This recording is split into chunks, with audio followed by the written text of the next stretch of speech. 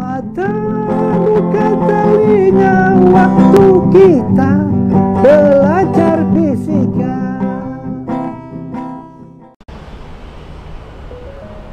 Assalamualaikum warahmatullahi wabarakatuh. Kembali bersama Pak Nuriza dalam rangka pembelajaran fisika. Bapak ucapkan kepada siswa, Bapak doakan semoga siswa dalam keadaan sehat dan selalu semangat. Kali ini Bapak akan memberikan pembahasan tentang elastisitas.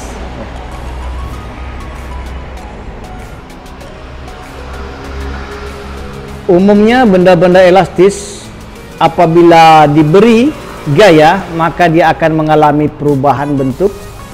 Akan tetapi setelah gayanya dihilangkan, maka dia kembali ke bentuk semula. Misalnya pegas, ya. Juga termasuk panahan, ya. Busur panah juga termasuk alat elastis, ya. Benda-benda elastis, benda-benda yang akan mengalami perubahan bentuk bila diberi gaya dan akan kembali ke posisi semula apabila gayanya dihilangkan. Busur panah juga merupakan suatu benda elastis. Artinya busur itu akan selalu mengalami lenturan. Jadi elastisitas tidak mesti bertambah panjang seperti karet misalnya atau pegas, ya. Pegas itu bertambah panjang, ditarik dengan gaya bertambah panjang. Akan tetapi benda elastis juga boleh dinyatakan dalam bentuk lenturan. Jadi seberapa besar dia melentur, maka itu dinyatakan elastis apabila dia akan kembali ke posisi semula. Jadi bahan-bahan lain seperti mistar ataupun kulit bambu itu juga dapat dinyatakan sebagai benda-benda elastis, ya. Jadi kulit bambu, kulit rotan misalnya, dahan-dahan kayu juga ada yang bersifat elastis, ya. Contoh mistar misalnya, ya.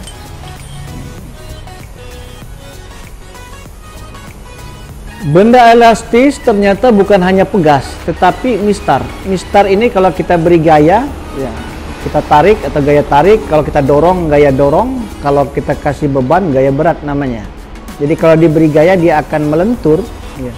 Jadi elastis itu tidak selalu bertambah panjang seperti karet yang ditarik, tetapi mistar logam pun dapat dinyatakan sebagai benda elastis, ya. Ya.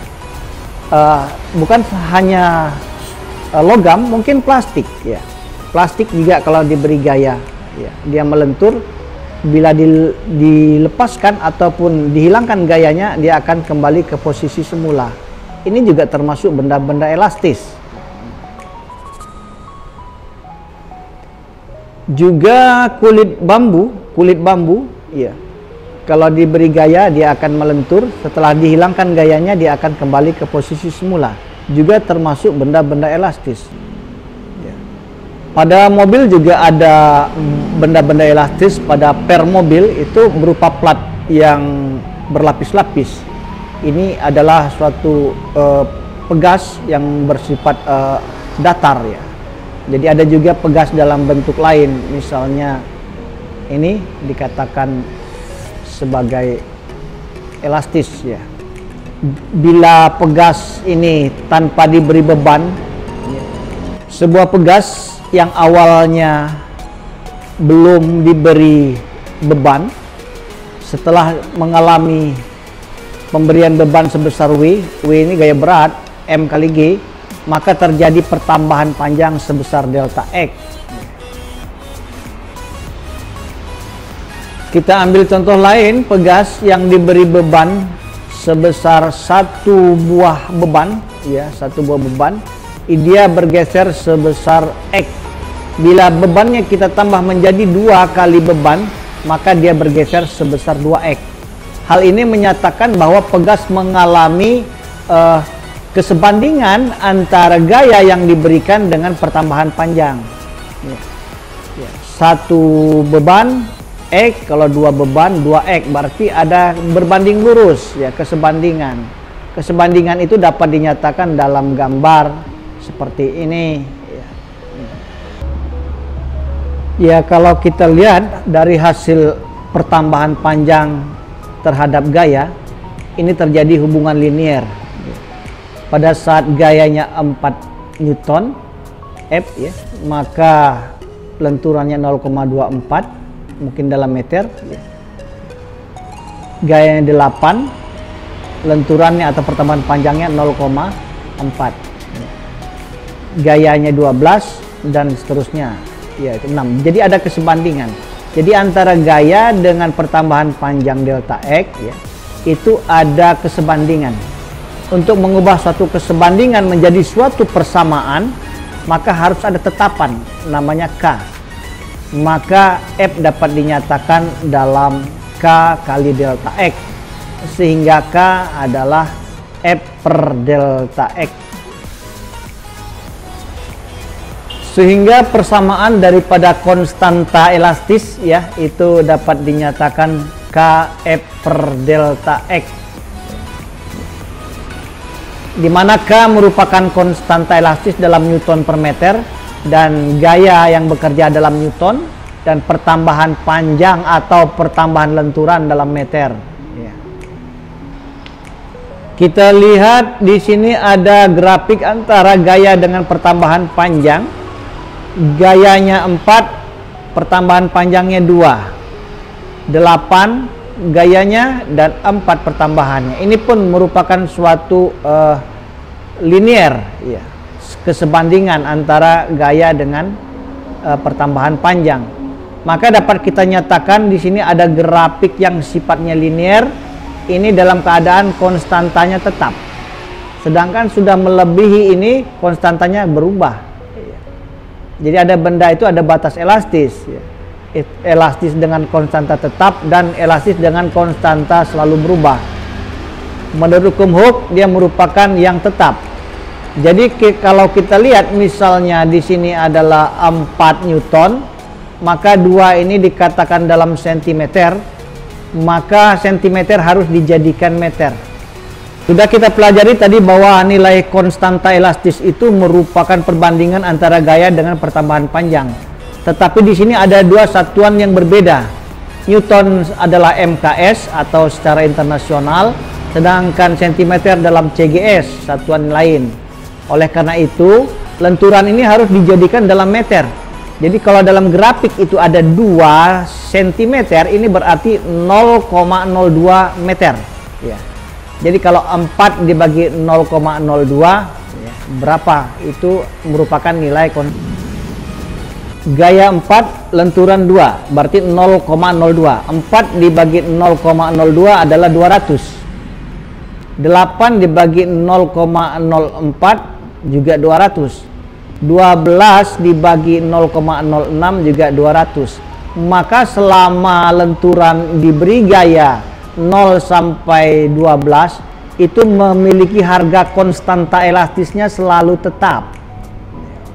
Pada saat gaya yang diberikan menjadi 16 dengan kelipatan 4, maka lenturannya menjadi 12. Maka nilai konstanta elastisnya ini tidak lagi 200 ya, kira 133 ya. Berarti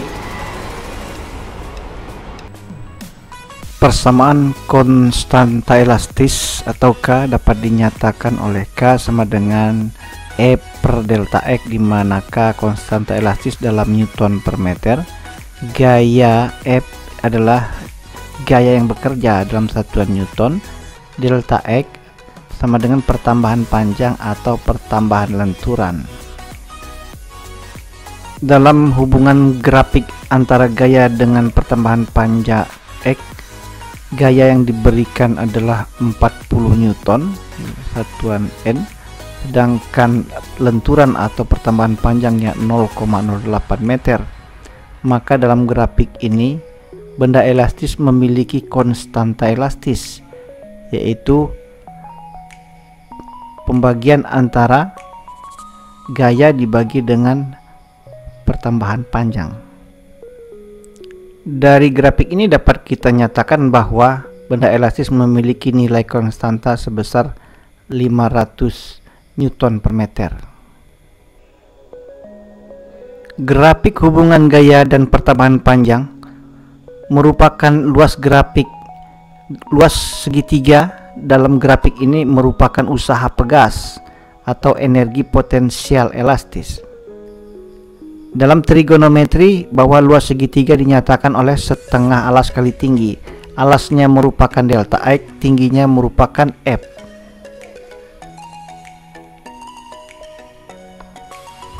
Alasnya diwakili oleh delta X dan tingginya diwakili oleh gaya F, yaitu nilai K kali delta X. Luas segitiga dinyatakan dalam persamaan setengah alas kali tinggi, maka luas segitiga dalam grafik gaya dan pertambahan panjang lenturan setengah delta X kali F. Luas segitiga merupakan usaha. Karena F adalah K kali delta X, maka energi potensial elastis dinyatakan oleh setengah K kali delta X. Delta X-nya setengahnya kali setengah delta X kuadrat. Setengah alas kali tinggi. Alasnya delta X, tingginya F sama dengan K delta X, maka persamaannya menjadi setengah K kali delta X kuadrat. Ini merupakan energi potensial elastis, energi yang dimiliki oleh benda-benda elastis. Apabila mendapat gaya, dia akan mengalami pertambahan panjang atau lenturan. Kita lihat di sini di busur panahan. Apabila busur panahan ini kita beri beban kira-kira 2 kg dan dia mengalami penambahan lenturan kira-kira sebesar 20 cm, maka kita dapat menentukan berapa besar konstanta elastis yang dimiliki oleh busur panahan. Kita menggunakan percepatan gravitasi bumi 10 meter per sekon kuadrat, maka nilai K dapat kita tentukan dengan persamaan F per delta X. F nya adalah M kali G, percepatan gravitasi bumi, massa dikalikan gravitasi bumi, per delta X. Delta X nya adalah 20 cm menjadi 0,2 meter, maka 2 kali 10 per 0,2 adalah 100. Berarti busur panahan kita ini sudah dapat kita ketahui mempunyai nilai K sebesar 100 Newton per meter. Artinya di dalam kita memberikan gaya 100 Newton akan mengalami lenturan sejauh 1 meter. Pada saat kita menggantungkan beban pada tali busur dengan menggantungkan beban sebesar atau 2 kg, maka akan terjadi energi yang tersimpan di dalam. Pada saat busur panah digantung beban, maka kita dapat mengetahui bahwa busur panah itu memiliki konstanta 100 dengan lenturan 20 cm atau 0,2.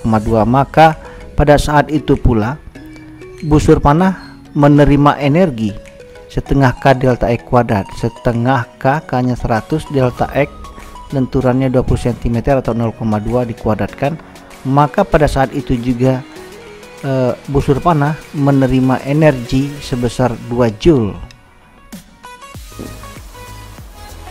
Demikian pembahasan kita tentang elastisitas.